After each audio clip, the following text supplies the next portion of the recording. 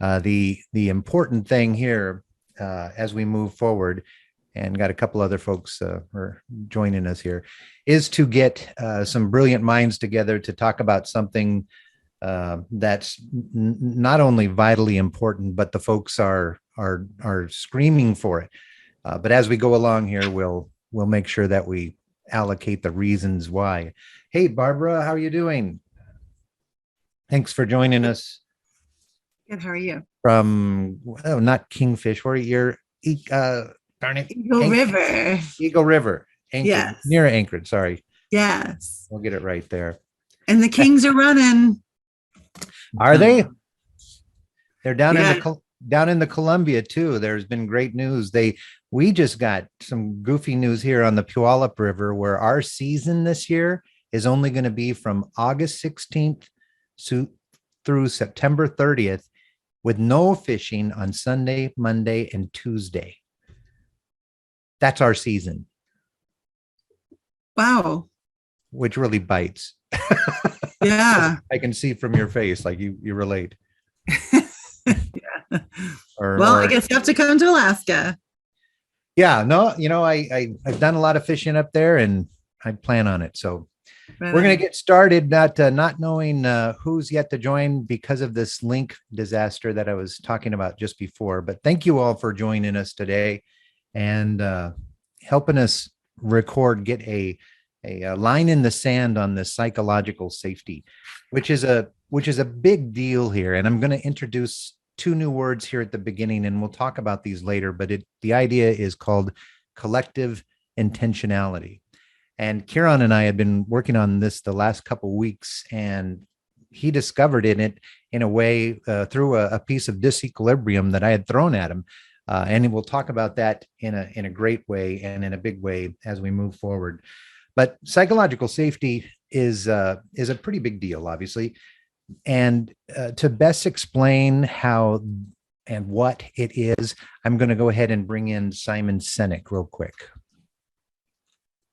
Basically, when I talk about building psychological safety on a team, what that means is leaders create an environment in which the people working in the company, the people on a team, feel safe enough to raise their hand and say, I made a mistake, or I don't understand what I'm doing, or I'm struggling at home and it's affecting my work, or I'm scared, or I need help, without any fear of humiliation or retribution. In fact, they can say these things with absolute confidence that their boss or their coworkers will rush to support them. That's what a trusting team feels like. We've all been on one before. We also all know what it feels like not to be on a trusting team, where we would never admit mistakes for fear of humiliation or getting in trouble. We're never going to say, I don't understand something. We're not going to admit we're scared. We're not going to tell anybody that we're struggling at home, it's affecting our work. And we're definitely not asking for help, because these things make us vulnerable or weak and might put us on a short list for the next round of layoffs. Or worse, my boss, it might hurt my career chances. I won't get promoted because I've said I don't understand something. So we keep quiet. It might work in the short term, but over the course of time, a company where no employee ever admits mistakes, or worse, they hide their mistakes, eventually those cracks grow and grow and grow and cause great damage to the organization and its ability to succeed. So this is a leader's responsibility. It's a leader's responsibility to create an environment in which people feel psychologically safe, and if somebody makes a mistake, we can help them fix it. As Alan Mulally used to talk about when he took over Ford Motor Company, you are not the problem, you have a problem. And if you can tell me the problem, we can all rally together to help you fix it. And that's a wonderful thing to say. And everybody jumps on that bandwagon because, oh yeah, that's ideal. I mean, it's kind of like when you look at psychological safety, it's like talking with your best friend forever. That, you all have that one friend where you can just sit back and say absolutely anything at any time, and there's no fear of something bouncing back ever, even, no matter what you say.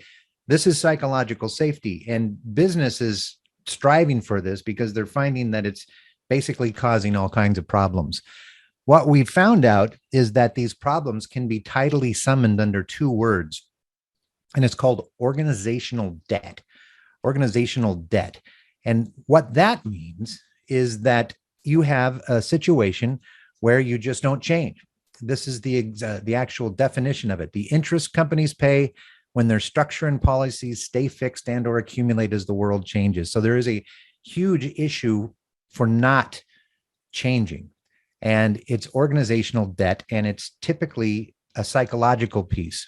Now, we can wax on about that and try to explain what this is, but believe it or not, some of the best examples of what's going on in corporate America are on TV now. And I'm going to show you an example of organizational debt and a lack of psychological safety by using The Simpsons. It's business. What do you got in mind? Sexy broad, gangster octopus? No. The animal chain of command goes mouse, cat, dog. D-O-G. A dog? Isn't that a tad predictable? In your dreams. We're talking the original dog from hell. You mean Cerberus? We at the network want a dog with attitude. He's edgy. He's in your face. You've heard the expression, let's get busy? Well, this is a dog who gets busy. Consistently and thoroughly. So he's proactive, huh? Oh, God, yes. We're talking about a totally outrageous paradigm. Excuse me, but proactive and paradigm, aren't these just buzzwords that dumb people use to sound important? Not that I'm accusing you of anything like that. I'm fired, aren't I? Oh, yes. The rest of you writers start thinking up a name for this funky dog. I don't know, something along the lines of, say, Poochie, only more proactive. Yeah!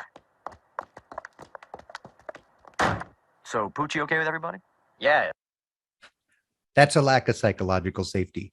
If you watch that video again, there's maybe 5 instances where this particular group could not say what was on their mind. And then at the end, you can see the organizational debt where they all go, okay, we'll just agree with him. So what you have is a waste of time. You have a bunch of brilliant people at the table that aren't using their minds because there is no psychological safety. There was the consultant that came in and started talking about what was going to be great, shooting people down right away. The folks knew that when they spoke up, they would be chopped down. And when the bosses left, what they did was just agree with the bosses and they moved on. And this is the issue that they're trying to get away from with psychological safety. So if you could take out a piece of paper real quick, I want you to spend 60 seconds and write down your initial thoughts on for yourself. What would change in your life if you could say what you want when you want to? You got 60 seconds to do so, beginning now.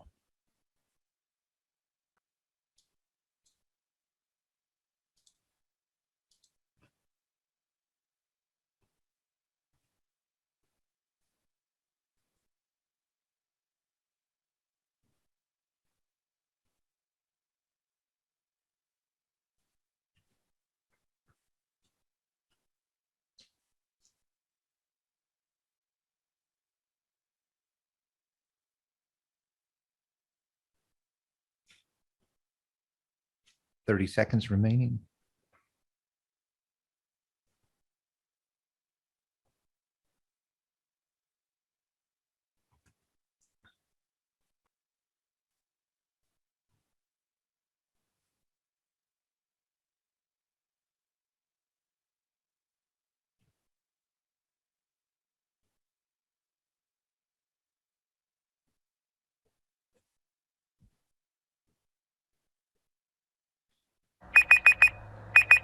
All right, time up. So psychologically safety business places, it's a kind of a checklist. Simon said it, I kind of introduced it at the beginning, but it's relatively easy to remember if you know what you're looking for. And if I were a boss and I wanted psychological safety in my building, I would want to, or an employee or anybody at any business, give and receive feedback is, of course, a part of psychological safety. The ability to raise issues and concerns, the ability to disagree, the ability to ask for clarification if needed. Let's see here. There we go. To ask difficult questions, to ask for help, offer solutions to problems, and admit errors. These are things that psychological safety is, and everybody on this call or watching this video would agree that all these things are great if you could do it at work, but we'd probably all agree fat chance. I mean, these are high platitudes for things that don't happen. And the reason they don't happen, the reason this is such a big deal right now in the news is not only because of the fact that this is here and it's out there and it's kind of swarming, but when it doesn't happen, it's an ineffective use of time and money for a business. It's where you have fading engagement or productivity. It's the thing that causes stress or psychological burnout or turnover. And it's also decreased customer satisfaction, because this stuff trickles down to your customers. It's like we know this, but we have no idea how to do it. We have no idea how to do it at all. And that's what's causing the problem. We're all talking about it. We have no idea on how to do it. So with more on how to do it, here's how to do it. You just hand your employees a piece of paper and say, let's remake ourselves, and we're all going to do it and have meetings and feel important. And we know this doesn't work either. It's a mess. But really, here's how to do it. Kieran Omani is going to tell us what psychological safety is from his standpoint of a cognitive learning neuroscientist in the learning sciences, as well as how the BcD models, the frameworks that we use, add or instill or make psychological safety in the workplace. So Kieran, could you kind of give us that overview of psychological safety? Hey everybody, thanks. The first thing is, even listening to Simon Sinek, and he mentioned Alan Mulally. I worked at Boeing under Alan Mulally, and boy, there was no psychological safety there. And so saying the words and actually doing it are two very different things. In fact, when we first did this model at Boeing, all the engineers would say they were surprised by nothing. They were afraid to say they were surprised. And it took weeks before they finally admitted that, this model is great because we can talk and it's free, and nobody is pointing fingers, and it's a very interesting, safe space. They hadn't experienced that before, because when you're in a system where you've got so much stress and you can't afford to be wrong, and yet we had every week, as I worked there for 10 years in this research project, and I had to take all the trainings that they put on for everybody else as well. And every week we had to take training that had something to do with how we handled ourselves with other people and with work. And in fact, one of the big issues always was, look at, if you're building a rocket to send people to space and it's almost finished and you drop a hammer, you have to report that you've damaged the outside of the thing, or else the thing is going to blow up, right? And that's a big deal, because you don't want to admit that you dropped the hammer, something as simple as that, and you cause the entire system to stop. It's probably $10 million right there. And yet, if you are honest and you do admit that you made that mistake, they reward you. They give you all kinds of credit because you did the right thing, and you saved people's lives and you saved the company, because you don't want it to blow up as it leaves the atmosphere and everything is lost. Then it's 50 million or 100 billion or whatever. The point is that that was a big mental shift that people had to understand, and the amount of training that happened just for that one concept alone was massive. And so what I'm getting at is putting people into this pedagogic model worked every time for them. As soon as they were able to let go of their retroactive inhibitions, when they came in with the fears of being, if I'm in the same room as my boss, I don't want to say a word. And in fact, one of the classes, I used to teach classes called Meet and Greet at Lunch or something, and it was a very big online class, maybe 200 or 300 people on there. They're having their lunch and they're listening to some psychological stuff that we're doing. And on one particular day, because it was in webinars, you didn't get to see people's faces. You could tell when people are popping in and popping out, because you hear beep, beep, beep, beep, beep, beep, beep. And so people were moving around, but you didn't know. You could see who was there if you followed the list, but there was 300 people. And somebody said something like, well, I don't think we should be blah, blah, blah, blah.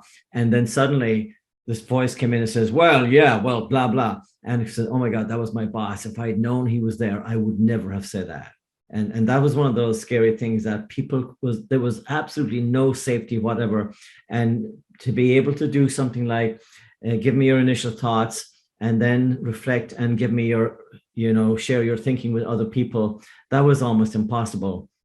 And yet that's where the model began to take hold. As we moved from the 777 to the 787, we had to shift, because the people who knew everything in metals had to completely unlearn that and start off with a different constructs that had to do with composites and plastic planes. And so the big idea was, the building in 777, you had 1.7 million pieces, and that all had to be accounted for. When you were building the 787, it was 14 pieces, very different model. And so there was a paradigm shift that could happen there. I know we can laugh when you say paradigm shift and all that, because it's what people say when they look smart, but there was a huge paradigm shift that needed to happen for them to be successful with the 787. And they won't tell you this in public, but they lost the very first 11 airplanes. So it cost like $65 billion they had to throw away because they couldn't do that shift, because people were going in there with their old ideas of how to build metal planes. And it's only when they got new people and they had to take it away from the Italians and the French and the Chinese and bring it back to Everett. That's how they finally got the thing to work. And so all of the amazing plans they had to kind of dominate airplanes across the world by building it in all these foreign countries, that all fell apart because you couldn't get people to even sit down and talk. The Italians wouldn't talk to the French, and the French wouldn't talk to the Germans, and the Germans wouldn't talk to the Chinese, and nobody would talk to the Americans. And the only time they'd talk is if there was a soccer game they were all watching. And that was pretty wild, that whole idea that there could be safety at a soccer game, but not at the meeting room.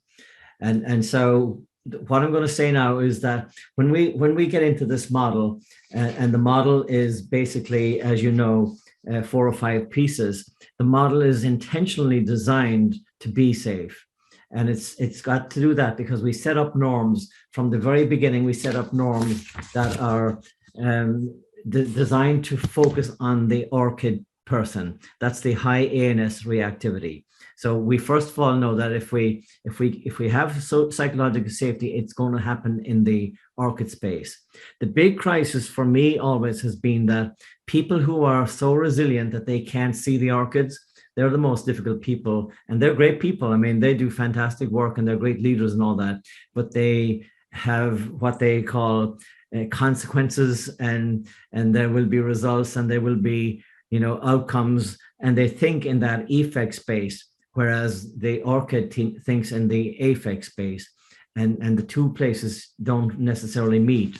And so for me, it's okay if we focus on the ORCID, but we have to solve it's the only place you have to solve the dandelionic thinking, the resilient people, because they are blind. It's a blind spot for them to the sensitivity of people who will feel that psychological space is missing, that safety is missing. And so when you think about the pieces, we're very intentional about the norms we set up, so that in the initial thoughts, nobody's going to look at the work and there's no grading. There's nobody saying this is awful, this is good. It's only for the individual themselves to set a baseline so they can see their thinking shift.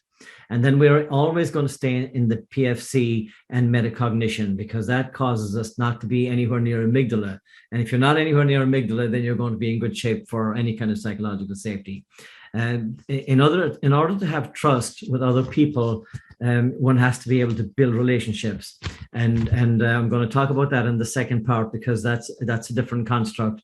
But just know that in the 3 cognitive questions that we have, they're carefully designed to take the end user from the amygdala into the PFC and hold them there. So I'm going to stop there, Rich, because there's a lot more we could say, and we will with discussions.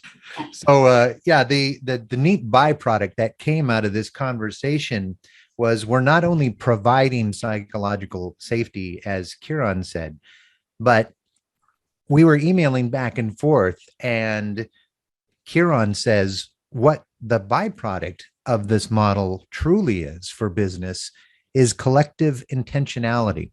And that was another one of those big words. You could break it down: collective meaning all of us, and intentionality moving the right directions. And a great example of that, I'll stop this real quick. A great example of collective intentionality we can all understand. Let's just say I'm moving a table up a flight of stairs, and I'm doing so by myself.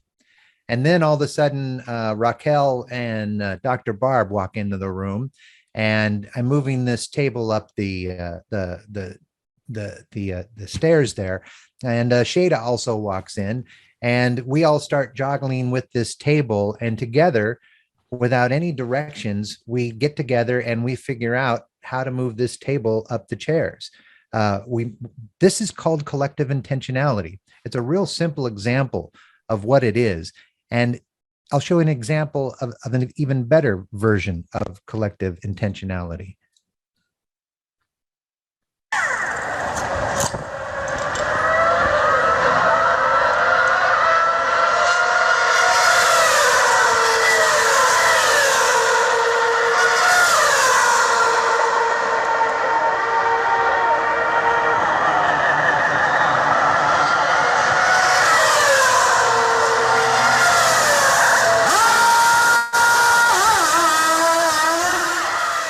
Let's see that again in super slow-mo.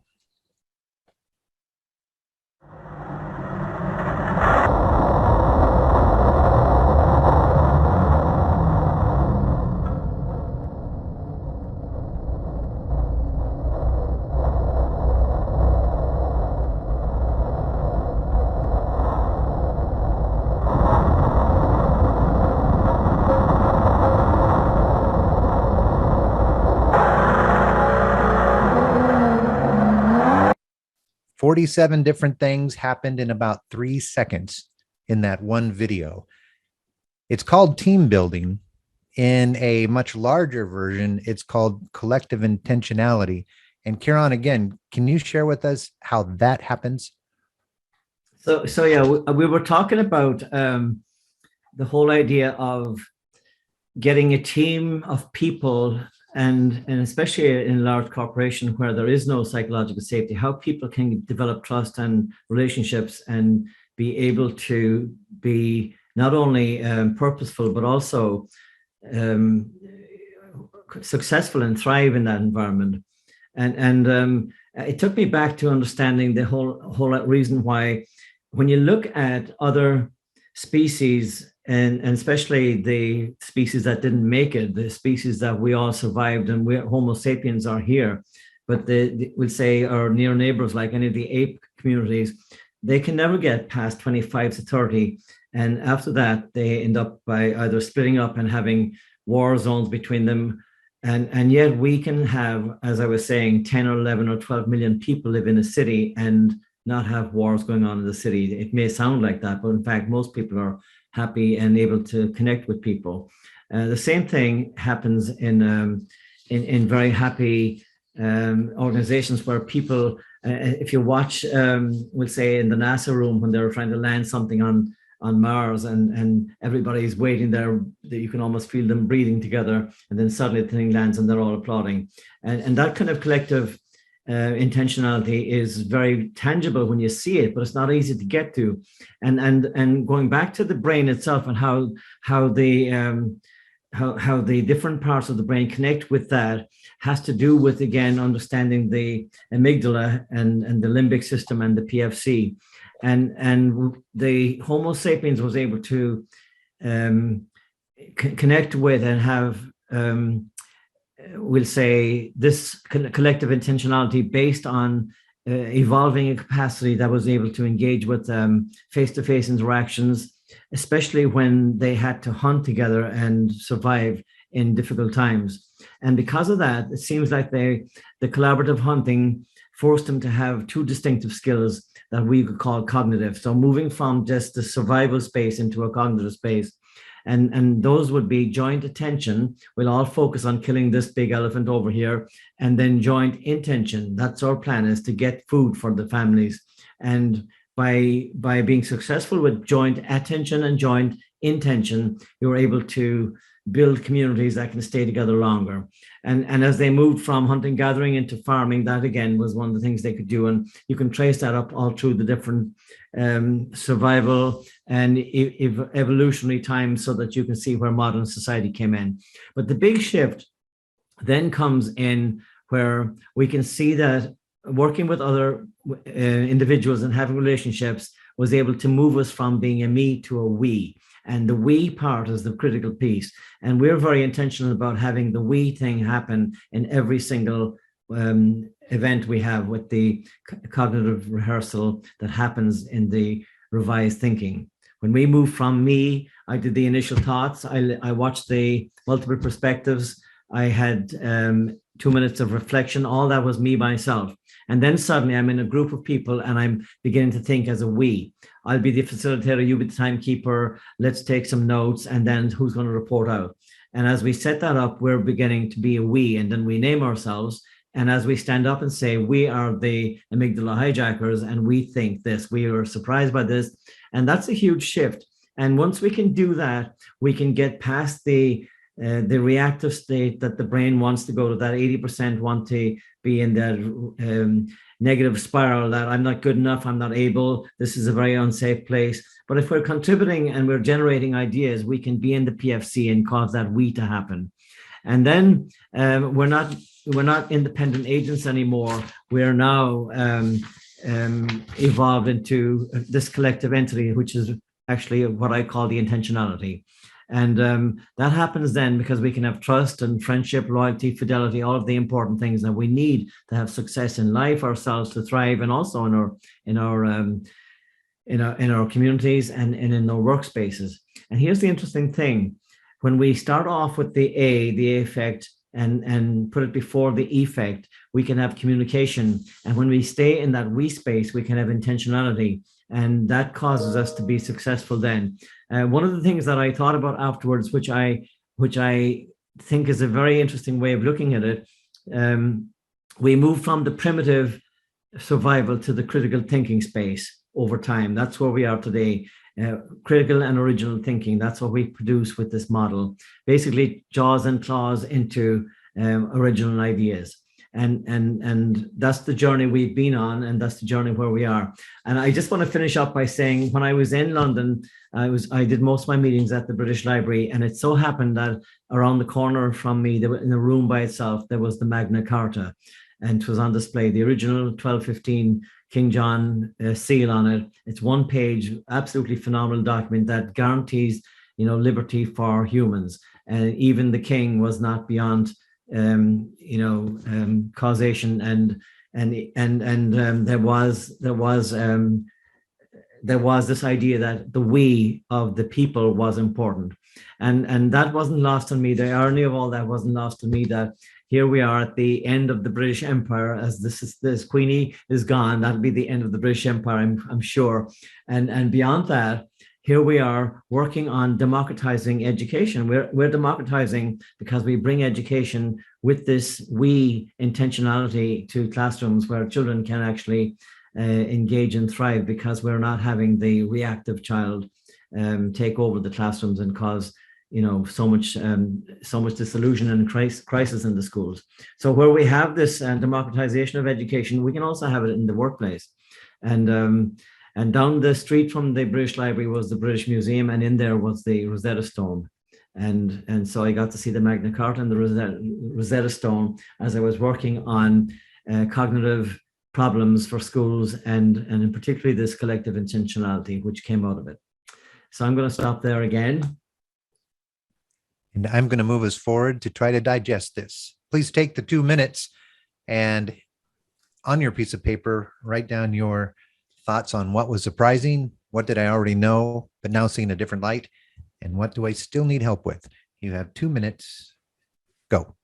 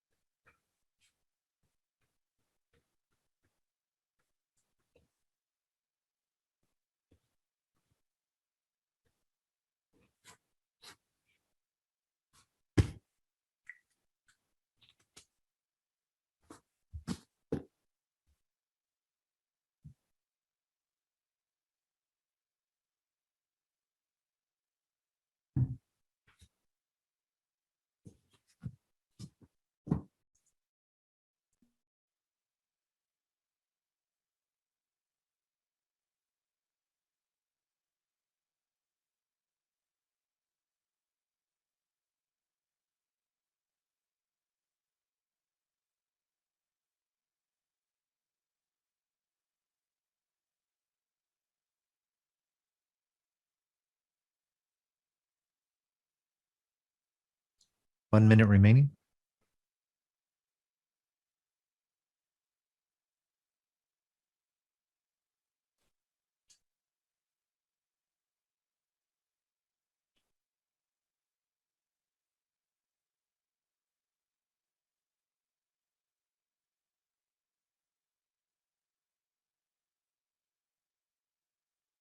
Thirty seconds.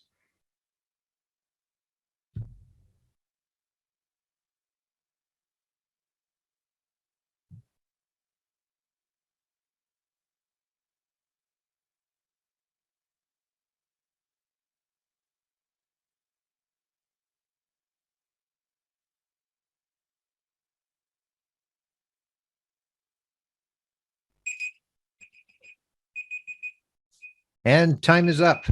And I can't wait for this discussion because this is such a new thought for us all to kind of consider. It's almost phenomenal. I had a good amount of time this last week to drive around Canada and back and think about this and get the questions out there, and especially with a group like this, so many different people from so many different areas. So I would love to just jump right in, and I'll give us this particular group a name. I'll call us the Collective Intentionalists. There we go. The Collective Intentionalists. So to begin with, Melissa, why don't I have you start the ball and then you pick the person to follow you. But what was surprising about what you've seen so far today?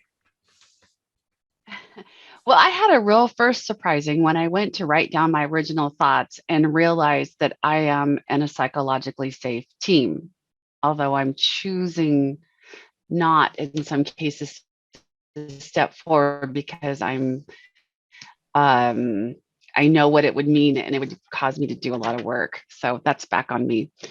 But surprising overall is that this is so eloquent where you guys have gotten to. And I've been watching this bloom for all these years. And this particular piece is just like, I don't know, it's like you found the perfect description and recipe for where you're going. And it's so surprising to me that it's so eloquent, but it's so simple. And I just love it. Thank you. Who follows you? Shada. For me, it's just surprising the organizational debt concept corporations knowingly operate in, and like that superficial steps to tackle it. Dr. B.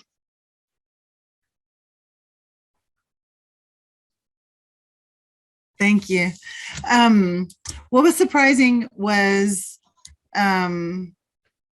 the psychological safety being important in the workplace. And I thought, just imagine how society would shift if collective intentionality started at the home, in the home, where family members felt safe or spouses felt safe, and then operated like the pit crew, that everyone is important to carry out the functions of a home and felt safe to mess up or be bigger. That's a good one. Sorry, not supposed to editorialize right there, but kabam, very nice. Raquel. Sorry, Raquel. Okay. I just thought the terminology, the concept of collective intentionality was surprising, of taking psychologically safe to I think you took it to a different level, and made it more inclusive, instead of individualist, making it like a broader sense of change versus like, I'm making it psychologically safe for you. Yeah, I mean, just in doing this and listening to Kieran, I actually wrote down a surprising too, and it is that there's a trigger in our model to make that happen, that intentional shift from me to we. I mean, literally, what we're talking about is we're always individuals, and yes, we want psychological safety. What we've discovered is that the output of psychological safety is collective intentionality. But the major shift within that is taking you out of your headspace as I'm only here to help myself to we are here to solve this problem. And I think that's an amazingly brilliant thing. I was so happy to be a part of it, but it's organic, as you can see, as we go through this. So where was I? Raquel, could you tell me what you already know and now see in a different light? Oh, I just thought the ways of how to be psychologically safe. A lot of us say like, oh, you need to be psychologically safe, but the different things and like clarification, asking for help, that was just seeing it in a different way. Melissa? The conversation about the dandelions need to recognize the orchids. I work with a lot of leaders, and they're typically dandelions to get to that level in my area. And we've talked about dandelions and orchids, but realizing that they need to recognize them sometimes to get to this psychological safety, to get to this collective, is very interesting and a good reminder for me of how we get them to do that. Shada. For me, it's just seeing that together we are better through the new lens of collective intentionality. Dr. B. Mine was, I think, pretty similar. I just said top-down leadership is the antithesis to human expansion. Say that again? That top-down leadership is the antithesis to human expansion. Yeah. So we're going to keep with you, Barb. What do you still need help with? Well, something a little bit silly. Kieran, you had said you were talking about joint attention and joint intention. And there was a header that you gave, collaborating something. And I missed the second part of that. And I wanted to include it in my notes if you could remember what it is. The collaborating, let me see. While you're looking for that too, Dr. Barb, I also wrote that joint attention turns to joint intention. So you can't get joint intention without having everybody's attention. So what I was getting at is that the collaboration, first of all, happened in the hunter-gathering when they had to be collaborative in order to be successful to thrive. And that's when they began to evolve into capacity to shift from that survival space into a collaborative space. And they began to evolve into joint attention and then joint intention. And that whole idea of attention first seems to be important, so that they could then collaborate and say, our intention as a group is to do this. And so for me, it's always, even the person who's making coffee should feel like that they launched the helicopter on Mars, as well as the person who designed the helicopter. Do you see what I'm saying? If there's a break in the organization that says you're just the coffee person, or you're just the secretary, or you're just the design team, and you're just the launch team. No, every single person needs to feel that everything.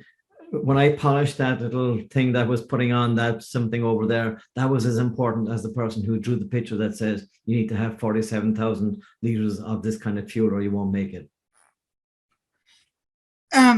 And so it's just like you're illustrating what is collaboration, basically collaborating. There wasn't necessarily a header to it. Is that accurate? Yeah, I had that it started off with collaborative. This is the hypothesis that it started off. There was a pressure for them to evolve and thrive, and that the pressure was face-to-face interaction, causing them to be collaborative in their hunting first, and then in their intentions, and when they were able to stay safe in these larger groups, then they began to evolve into what we see today as human experience. And I kind of saw that. So what? Intention, attention, intention. Like we start with the intention of we have to take care of our family. Then we have to execute some kind of action, which is the attention. And then we can come back and satisfy the intention. Yeah, that's good. That's without the action in the middle, we can talk all day about let's take care of our families and never do it. Right. Yeah, you're talking at it from today's point of view, but if you were back in the hunter situation and you had a small tribe, you might have to get their attention first and make sure that they're not going to kill you while you're doing that. I mean, that's the whole point about survival in a small tribe. And we see that in, we'll say, in the apes and the other near neighbors that we have. They can never get past, we'll say, 25 or 30. And then at that point, they can't trust anybody else. And it's going to be a war zone. And at some point, we were able to evolve into the higher order thinking, the left hemisphere over here. That's where we had the collaborative attention and then intention. And so that's the hypothesis. I'm not sure if it's if that's going to fit with what's going on in your home or my home, you know.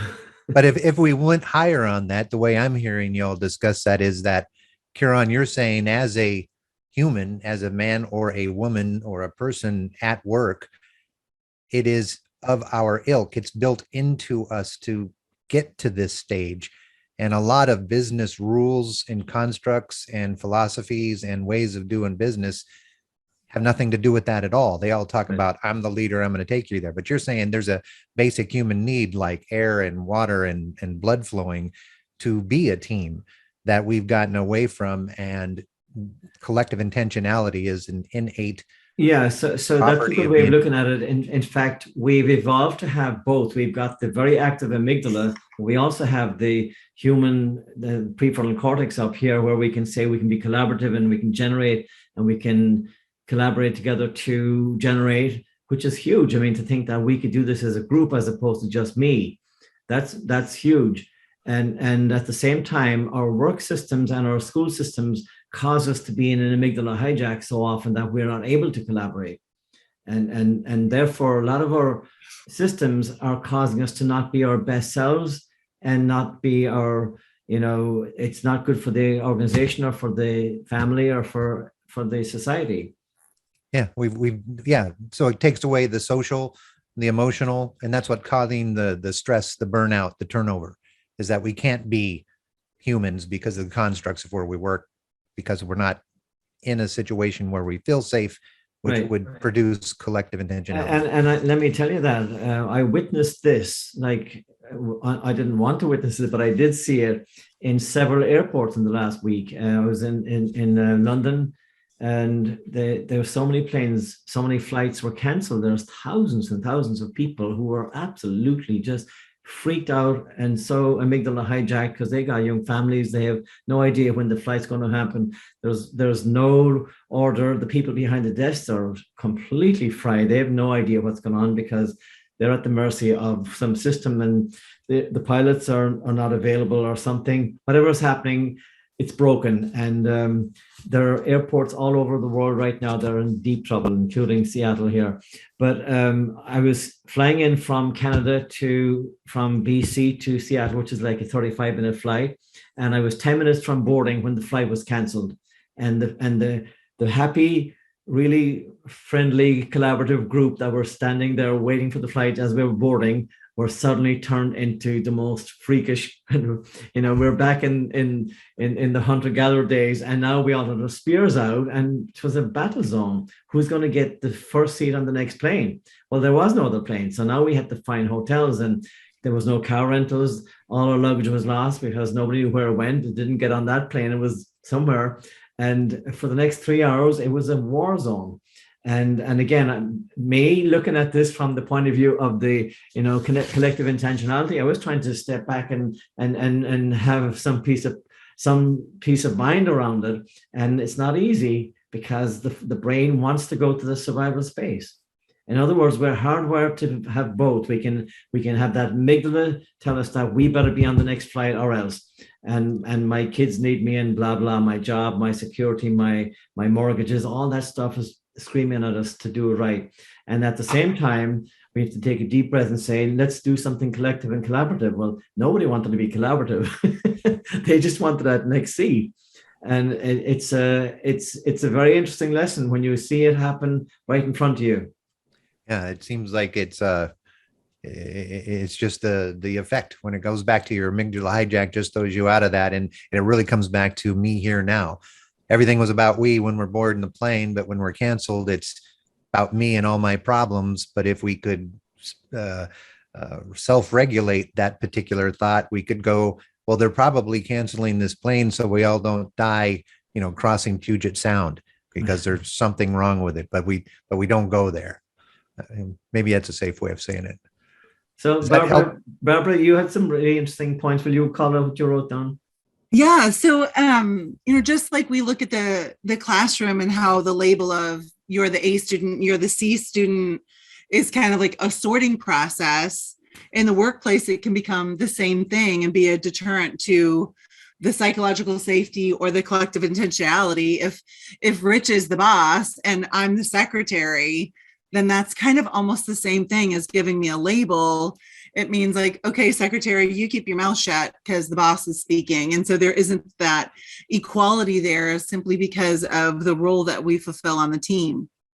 Yeah, it happens all the time, especially when we try to put groups together. If somebody comes in as a, we say an instructor or as a principal or as an administrator, it just ruins the group because the group won't open up. It takes a long time to get some kind of safety happen. Because there's so much history and so much mistrust that's already happened. And so trying to get it to unravel itself in a small group in a half an hour is not going to work. It'd be interesting to see like whether it's pre like 911 or even pre-COVID stuff. I don't know about anyone else, but like my trust for the airlines has gone down, not from necessarily a safety thing, but are they telling us the truth? Are they canceling a flight because every seat isn't full where we have to sit like this? And especially the fuel prices. That's the first thing that came to my mind when I'm standing there looking, say, are you kidding me? I don't believe you. 10 minutes before the flight and you say the pilot didn't show up. Yeah. Yeah, I know. So then that lack of trust then puts us in the limbic system versus the prefrontal cortex. Yeah. If that's the predominant thought that we're having, would that be accurate? Yeah, actually the hindbrain.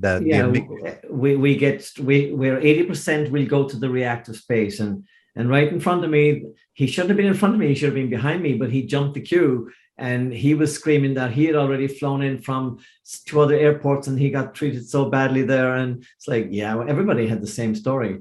But this fellow was very vociferous and he didn't get anywhere because nobody got anywhere.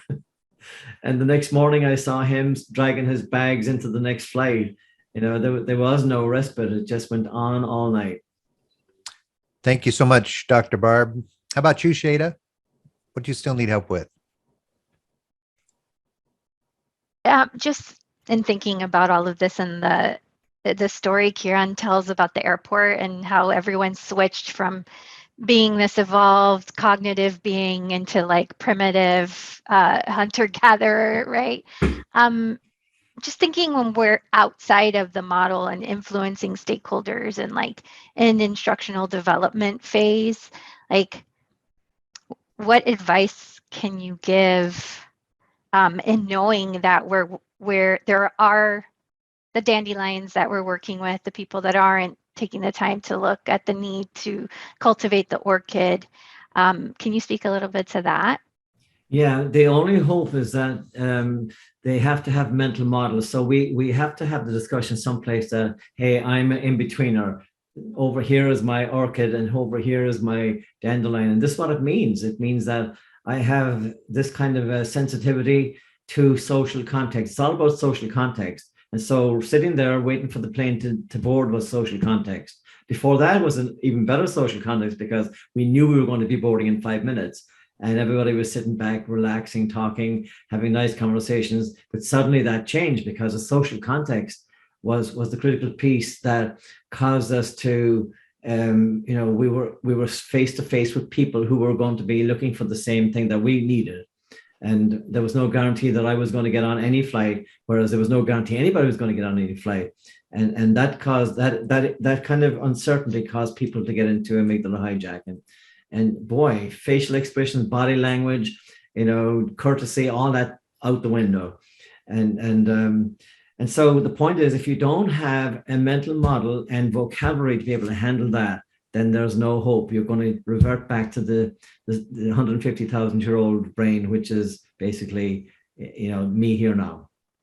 I'd like to jump on that too, Shada, in that what Melissa said is a stakeholder a lot of times has that label that Dr. Barbara said, I'm the boss, so here's how I feel about things.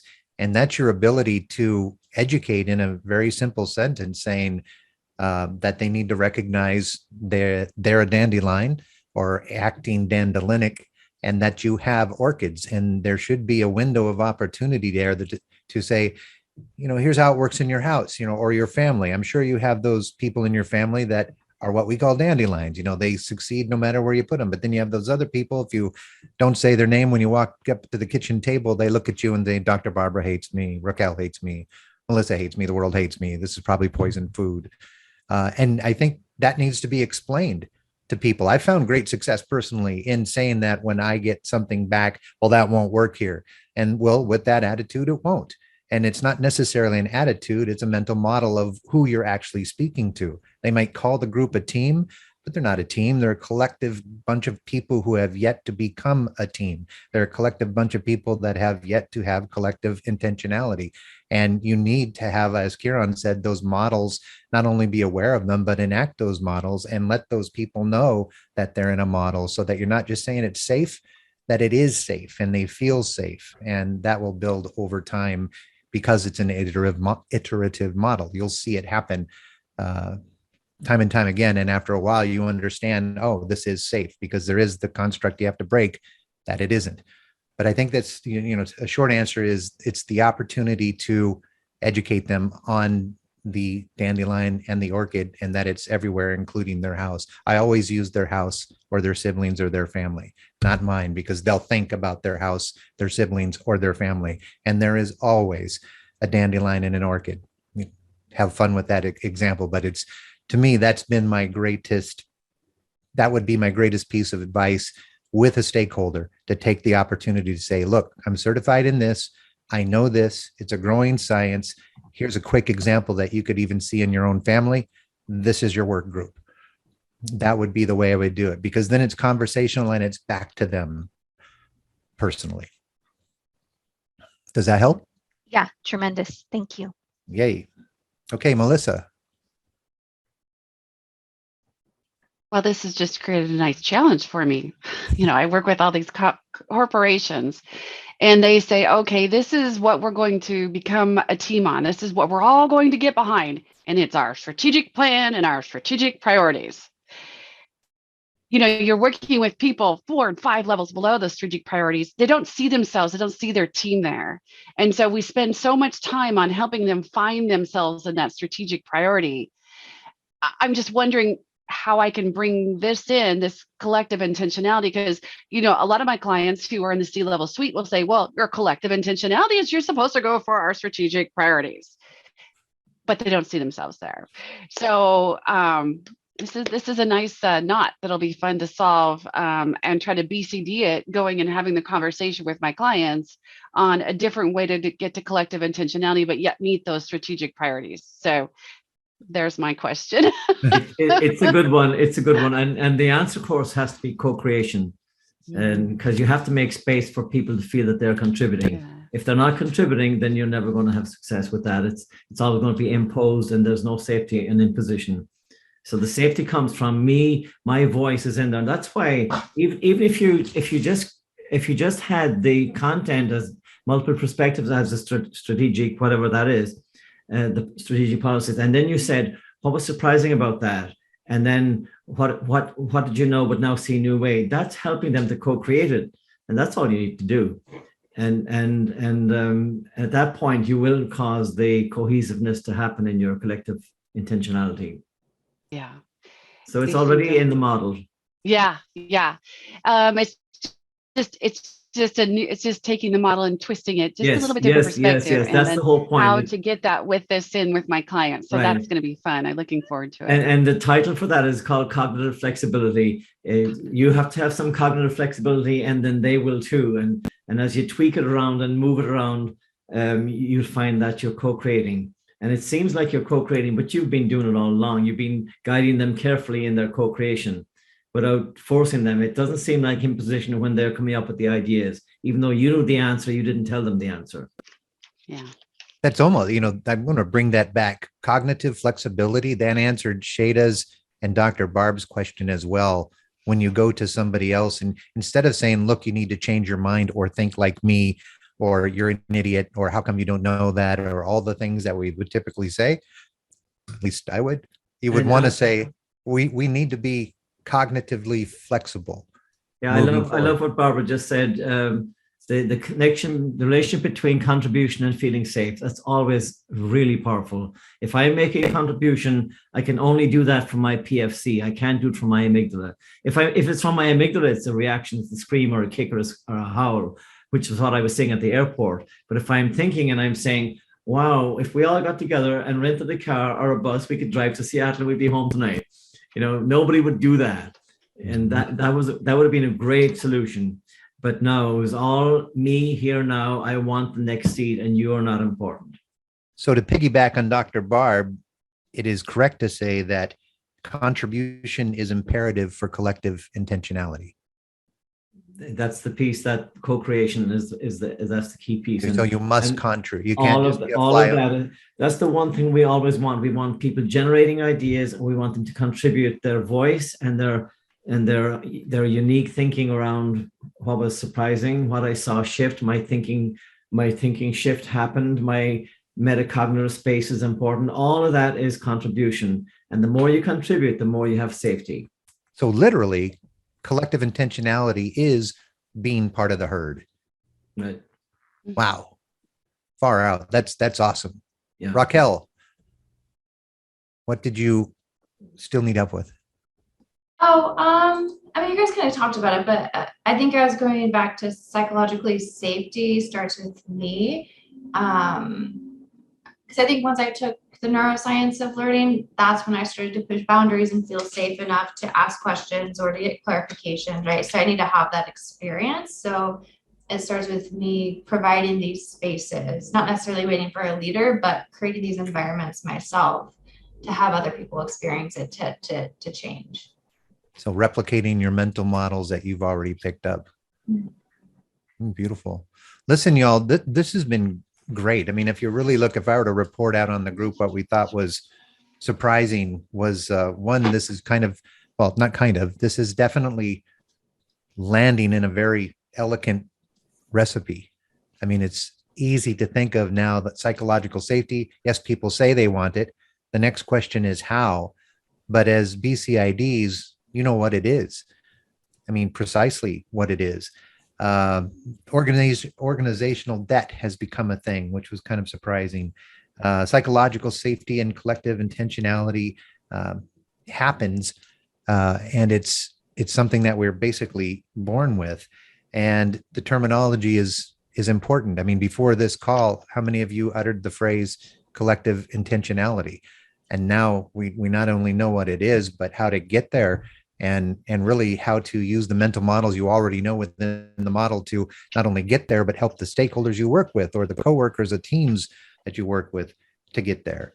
The ability to recognize that you are dandelionic and point that out in people in a way that is non-confrontational is also a part of that education. You know it now. And if you see somebody being a dandelion, you have the ability to kind of segue in there and running in. So that's wonderful. Thanks again, Melissa.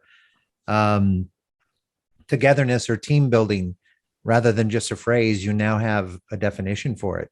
I mean, a team is a team when you are intentionally working on the same goal in a psychologically safe environment, much like the drag racers. Doesn't look safe, but if you looked at that video again and again and again, you could see that everybody had precise moments or movements for the exact same intent, and that was to get that car back on the raceway as soon as humanly possible. And finally, I just love how things really kind of came together at the end, where it's contribution, or when we say finding your voice makes you a part of the herd, really contribution to your team will promote collective intentionality, and people will see that in the model because it's safe and follow through. And that's why we're having so much success with these things. We started an hour ago with the thought of psychological safety. And it's like, oh yeah, I've heard that before. We do that as adults. But what we found is that that's a thing that produces something much more valuable. And that is a team that works together. And that's what everybody wants, works together for an intent or as Kieran said earlier, this strategic, or Melissa said, this strategic objective. So words become a very big thing, and it's a beautiful thing that you all hung in with us here today to not only flesh this out further, but replicate that in your own world, because this is vitally important. When I was up in Canada, I was speaking with another firm who was looking at replicating what we do, and we spoke about this over dinner with a team of 11 people who were totally noobs to this kind of subject, and they were just blown away that there are models for this. They've never been exposed to a place where you can just speak freely and not worry about it. And in fact, the boss of that particular group was not in that meeting purposely. She didn't want to be a part of it because she wanted her team, who were anywhere from, say, 25 to 40 years old, come at this from as many different angles as possible. And it was a rousing success. But they didn't come up with what y'all came up with, because you're BcIDs, and now you already have the vocabulary, you already have the models. But because of your backgrounds, I know much more than I did coming into this. And I want to thank you all for adding to it. And Kieran, of course, from the ivory tower there, which you no longer are a part. Well, no, you are a part of. In fact, you're part of like 10,000 ivory towers now. So congratulations on your life's work bringing this together to make it so simple for everybody. So thank you. See you next time. All right. Oh, take care. Have a great day, everyone. Bye, everybody. Thanks, guys. Bye. Bye.